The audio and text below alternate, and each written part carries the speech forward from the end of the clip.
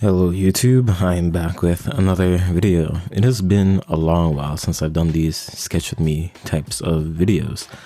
I wouldn't say I was taking a break. It was sort of a mini break. Usually it would be straight up almost up to a month for my longer breaks, but after the Taite Kubo video I decided to rest my fingers and my back since editing does that to me. Also, I'm gonna try to do more shorts. I tested out with the Tabe girl, and since I have right now I have a huge backlog of art books that I sort of want to trickle down to YouTube and show you guys without waiting at the end of the month to unbox it all at once. So, and I think I'm gonna do that more. Again, with the Tabe girl, it looked like it did well enough. So again, I do think I'll start doing that more, just to sprinkle to the side to sort of feed YouTube and the algorithm, just so that YouTube doesn't see me not uploading for 2 or 3 weeks and throw me off from the algorithm so no one sees me. But it's a slow grind. And I'm not trying to be successful all at once. I do like the slow progression of an audience, if that makes sense. Recently I had a friend that's trying to also get into this art scene per se.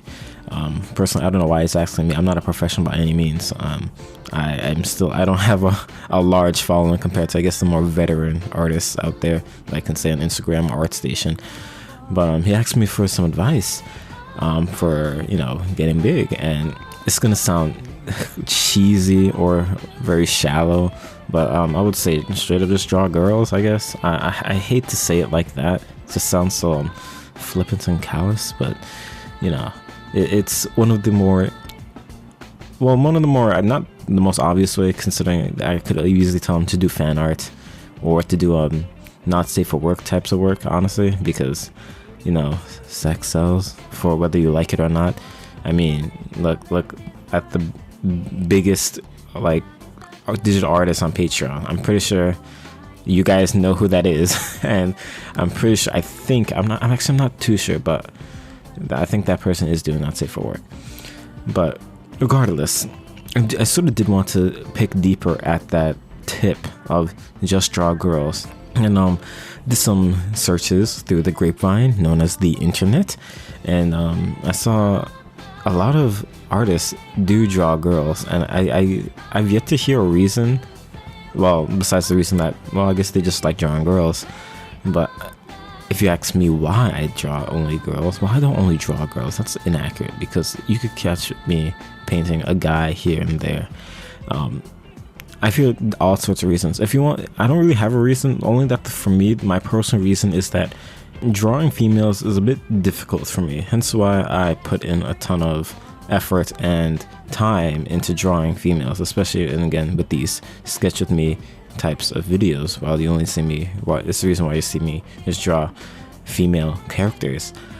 Mind you, some of these are referenced, some of these are not. I can't tell you which ones are and aren't, because this picture has actually been on my backlog for a while, so this is technically an old drawing, so it's not the latest thing I've done, because I'm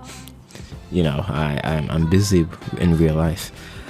And that sort of reminds me that I do want to talk about more of the YouTube art space, or something akin to that, because I do think that YouTube can also be a space for artists, and not just for these high drama or high energy types of videos.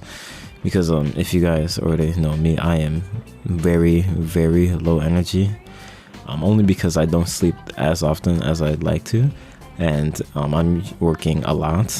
So I'm usually, when I have time to record these videos, I'm speaking in a very, I guess, quiet and slow tone of voice. What can you do? I'm sorry, I'm just tired. But I do think that if you're an artist, YouTube is definitely a good place to, I guess, expand to, especially if you want to diversify the income that you're making. Because I personally, I would say that I'm doing this along Patreon and some other means of monetizing my artwork, I wouldn't just rely on one source, especially on YouTube, since it's always been like on at the back of everyone's head that YouTube or the internet could literally just come crumbling at the snap of a finger. Ideally, it doesn't come to that. So yeah, I really don't know what this video is about. It's just me talking. I might make this a short one, honestly. I should just call this video like random updates or just draw girls. Actually, no, I won't do that. Should I do clickbait titles? Honestly, I see a lot of videos that say, do this if you want to become the greatest artist in the world. My titles and thumbnails are a bit on the nose, especially for my artist analysis.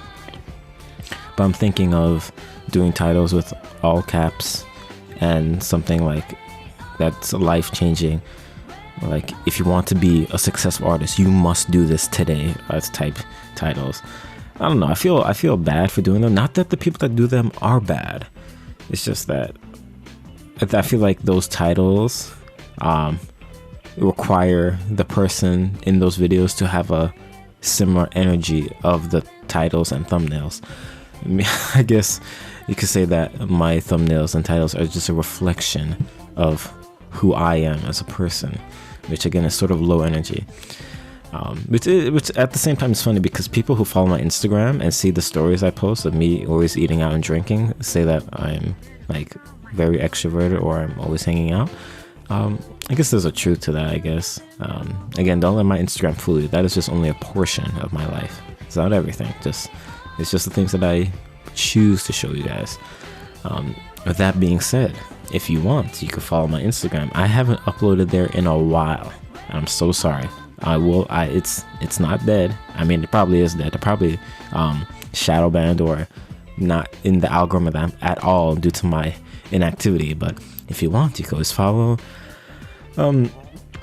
Twitter has been going crazy this past month, and you guys probably already know why.